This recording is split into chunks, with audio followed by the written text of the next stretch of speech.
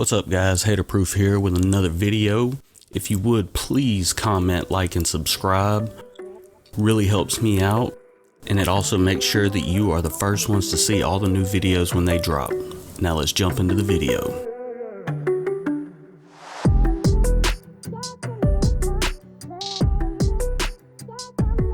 Now I know most of you Warlock mains out there probably running Shadebinder, or like I covered in my previous video, the Well of Radiance.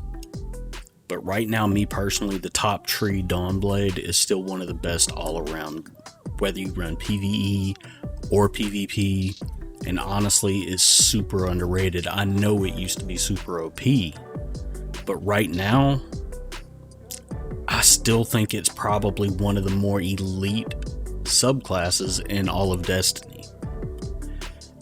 So if you are a primarily PvP player, I would say the top tree Dawnblade is probably one of the best to combat stasis at the moment. Just take into consideration the ability of just having Icarus Dash, where you can pretty much glide around everywhere.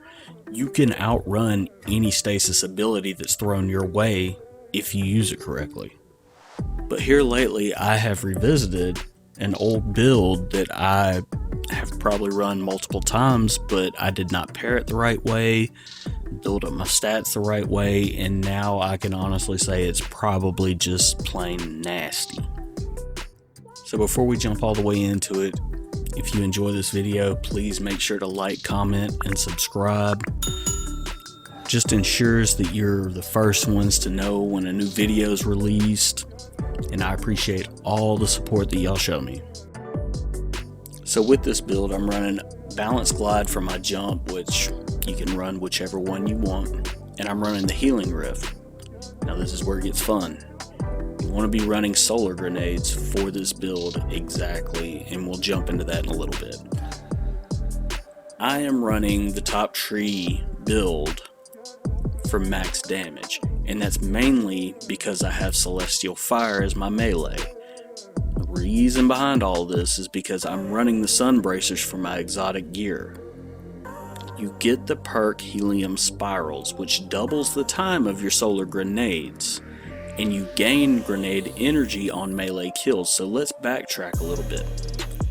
I can now throw my solar grenades into adds and do damage, then chain that with my Celestial Fire melee that kills them, and it gives me my grenade right back. And when you're running the Sunbracers, you also get Impact Induction, which is the bread and butter for this whole build the way I have it laid out.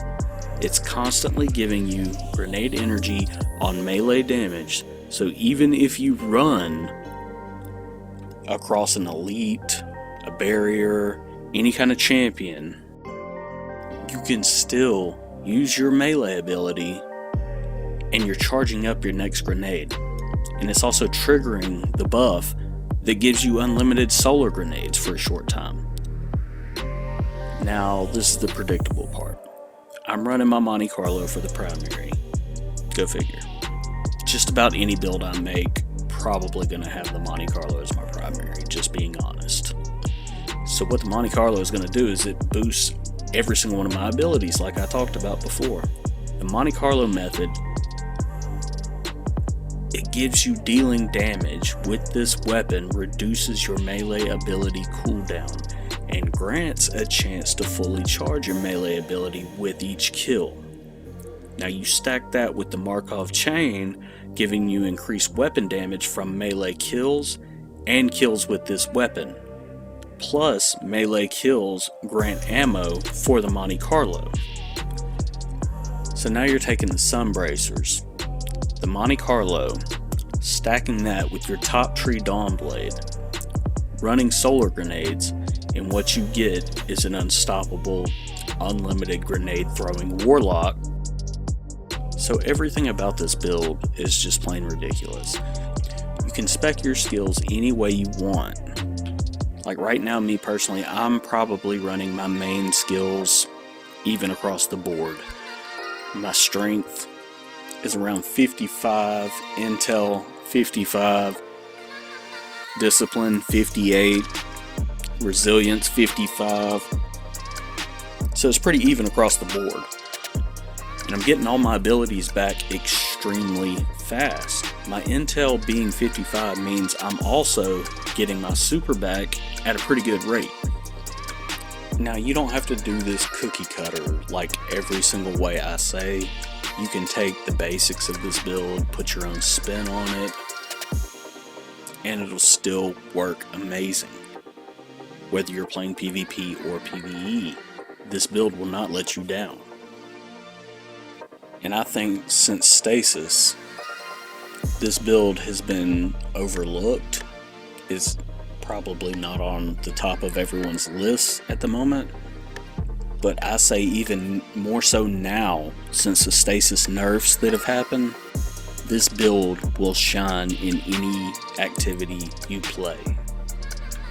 And it's not weapon dependent. You do not have to run the Monte Carlo for your primary. You can run any weapons you choose. But the Monte Carlo way is probably going to get all your abilities back a lot faster than the other weapons would. Now, these are just my opinions. I mean, if any of you have any kind of advice, your own opinions, feel free, drop it in the comment section. I will respond to it, I promise you. Since starting this channel, my main goal has been to share my opinions and my knowledge playing Destiny, even dating back to my knowledge of Destiny 1 rolling over into Destiny 2. And I love getting any tips and advice along the way myself. I hope all of you enjoyed this video and found it helpful in some way. And if you would, please show some love. Throw a like, comment, and subscribe on the channel. Every little bit helps, guys, so I appreciate anything you can do for me.